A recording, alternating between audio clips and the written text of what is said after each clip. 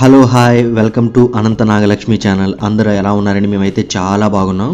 ఈ రోజున మీ ముందుకి గులాబ్ జామ్ అసలు కరెక్ట్ పద్ధతిలో ఆర్గానిక్ మెథడ్లో కూడా ఎలా తయారు చేసుకోవాలో చూద్దాం.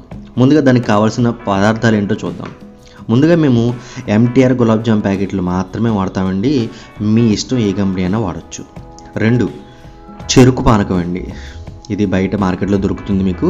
అలాగే 1/2 కేజీ పెద్ద పలుకు పంచదార, అలాగే ఒక 6 ఆలిక్కాయలు, అలాగే 200 గ్రాములు మంచి ఆర్గానిక్ నెయ్యి, అలాగే 1 కప్పు జీడిపప్పు.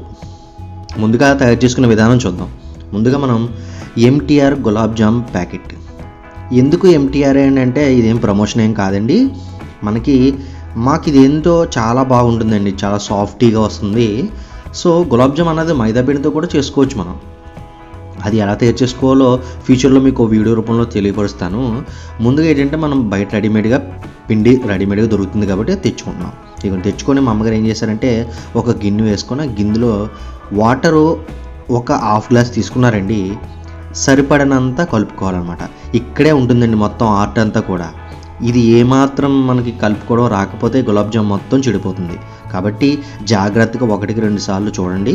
ఇదిగోండి మా అమ్మగారు అటు చపాతీ పిండికి ఇటు పూరి పిండికి మధ్యలో ఉండేటట్లుగా స్మూత్గా కలుపుతున్నారండి. ఇదిగోండి వాటరు అసలు ఎక్కువ వేయకూడదు, లైట్గా యాడ్ చేసుకుంటూ మనం దీన్ని బాగా మిక్స్ అయ్యేలా కలుపుకోవాలన్నమాట. ఇదిగోండి ఏ విధంగా కలుపుతున్నారో చూడండి. కొంచెం ఫాస్ట్ ఫార్వర్డ్లో పెట్టాను, ఏమనుకోకండి. 1-2 సార్లు చూడండి. ఇది కొంచెం చూసారా ఎంత మంచిగా మెత్తగా. ఇది కొంచెం లెందీ ప్రాసెస్ అండి, అందుకనే మీకు ఫాస్ట్ ఫార్వర్డ్లో పెట్టాను. ఇలా చేసుకుంటే మనకి గులాబ్ జామ్ గుల్లగా వస్తాయి, లేదనుకోండి రాళ్ళే. సో ఈ విధంగా మనం మెత్తగా చూసారా ఎంత స్పాంజీలా ఉంటుందన్నమాట. మనం అలా చేతితో పట్టుకుంటే మనకి మంచి కరెక్ట్గా మనకి బాగుండాలన్నమాట. అంత మంచిగా తయారవుతుంది. ఇది చూసారా మా అమ్మగారు ఏ విధంగా కలుపుకున్నారో.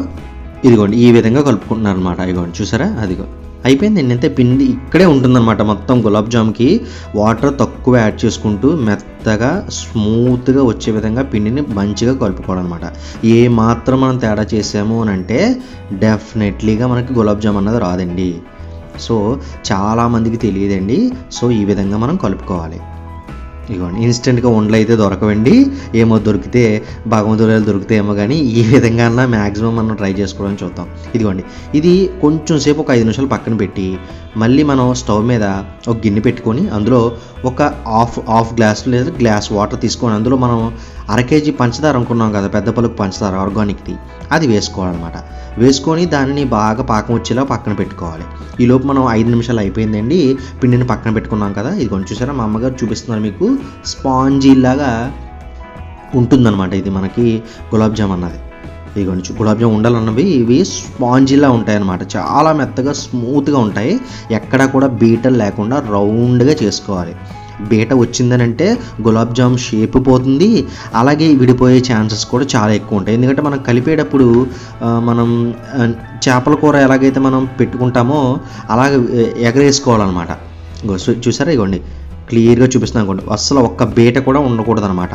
బీట ఉన్నట్లయితే మనకి మంచిగా రావు. మనకి రౌండ్ షేపే చేసుకోవాలి లేదండి గులాబ్ జామ్. అలాగా డంబుల్స్ ఆకారంలో కూడా తయారు చేసుకోవచ్చు. ఇదిగోండి ఇందాక పంచదార పెట్టాం కదా, పంచదార పాకం అయితే అయిపోయింది. ఇప్పుడు మనం మిక్సీ జార్ తీసుకొని అందులో ఒక 6 ఆలిక్కాయలు కొంచెం పంచదార వేసుకొని దాన్ని మెత్తగా పొడి చేసుకొని కచ్చాబెచ్చగా అది మనం ఇందులో వేసుకోవాలి. ఇందులో వేసుకున్నాక కొంచెం సేపు మరిగిన తర్వాత దీన్ని పక్కన పెట్టుకోవాలండి.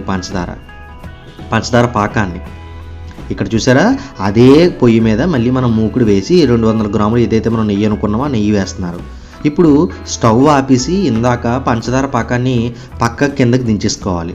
ఓకేనా, చల్లారనివ్వాలి. ఎందుకంటే వేడిగా ఉండగా మనం ఏ పని చేయకూడదండి. వేడిగా ఉండగానే వేస్తే విడిపోయే ఛాన్సెస్, నెక్స్ట్ పట్టకుండా ఉండే అసలు బాగోవు అనమాట. ఇదిగోండి ఇక్కడ మేము నెయ్యి వాడడానికి కారణం ఏంటంటే గులాబ్ జామ్ అన్నది మనకు తింటుంటే ఆ ఆయిల్ స్మెల్ రాకూడదండి, మంచిగా కమ్మగా నెయ్యి వాసన రావాలి. అందుకనే మ్యాక్సిమము అందరూ కూడా నేతిలో వేపుకోవడానికి ట్రై చేయండి. ఇదిగోండి గోల్డెన్ బ్రౌన్ కలర్లో మనం వేసుకొని మంచిగా దోరగా వేపుకోవాలన్నమాట.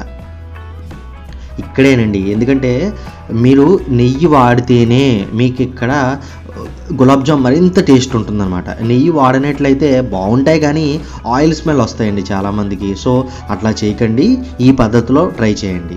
ఇదిగోండి చూసారా మా అమ్మగారు గోల్డెన్ బ్రౌన్ కలర్లో వచ్చాయి కదా, దీనిని మనం అదిగోండి పొయ్యి ఆపి పక్కన వేసుకున్నాం కదా, దాంట్లో డిప్ చేసుకోవడానికి వేస్తారనమాట. ఎప్పుడైనా కూడా మరీ చెప్తున్నాను, ఇది మనం పొయ్యి మీదకి దించి మాత్రమే మనం గులాబ్ జాములు వేపుకొని వేసుకోవాలి ఉండల్ని, అలాగా పొయ్యి మీద ఉండగా వేసుకోకూడదు. సో అది ఇదిగోండి ఇప్పుడు వేయగానే చూసారా, యాక్చువల్గా మనం చేసేటప్పుడు కొంచెం పెద్ద సైజ్ చేసుకుంటే ఈ పొయ్యిలో మనం వేయించుకుంటున్నాం కదా, ఇందులో కొంచెం లావు అవుతాయి. మనం ఏదైతే వెంటనే డిప్ చేసి వేస్తామో ఆ డిప్ చేసినప్పుడు ఇంకొంచెం లావు అవుతాయి అనమాట, ఊరి వేడి మీద వేస్తాం కదా అది. ఇది కూడా మనం చెరుకు పానకాన్ని ఒక బౌల్లో తీసుకోవాలి. ఈ చెరుకు పానకం అన్నది పల్లెటూరులో కానీ లేదంటే సిటీ అవుట్స్కట్లో కానీ మనకి బెల్లం దిమ్మలు తయారు చేస్తారండి. కొంచెం పల్లెటూరు సైడ్ అయితే దొరుకుతాయి, కానీ ఇప్పుడు మార్కెట్లో కూడా అవైలబుల్గా ఉంటుందేమో, ట్రై చేయండి. ఆర్గానిక్ తెచ్చుకోండి, ఓకేనా. మనం ఆర్గానిక్ చెరుకు పానకం అనండి, లీటర్ 90 రూపాయలు ఉంటుంది. ఆ చెరుకు పానకం వేసుకుంటే పంచదారకు ఆల్టర్నేటివ్గా కూడా చేసుకోవచ్చు, కానీ ఇక్కడ పంచదార కూడా వాడడానికి కారణం ఏంటంటే చాలా బాగుంటాయి. ఇదిగోండి అయిపోయిందండి, అంతే. బాగా పట్టినట్టున్నాయి. కానీ ఇక్కడ ఇంకొక ముఖ్యమైన విషయం ఏంటంటే గులాబ్ జాములకు మనం ఇప్పుడు మూత పెట్టలేదు చూసారా, మూత పెట్టామంటే చెడిపోతాయి. మూత పెట్టకుండా అలాగ గాలి ఆడనిచ్చి అలాగ ఒక 5 నిమిషాలు ఉంచుకుంటే మనకి వేడి గులాబ్ జాములు రెడీ. ఎంత బాగున్నాయి కదా. ఇంతేనండి, చాలా సింపుల్, మంచిగా ఆర్గానిక్ వేలో ఇలా కూడా ట్రై చేయండి. ఉంటానండి, బాయ్. ఆగండి, ప్లీజ్ సబ్స్క్రైబ్ చేసుకోండి. ఉంటాను.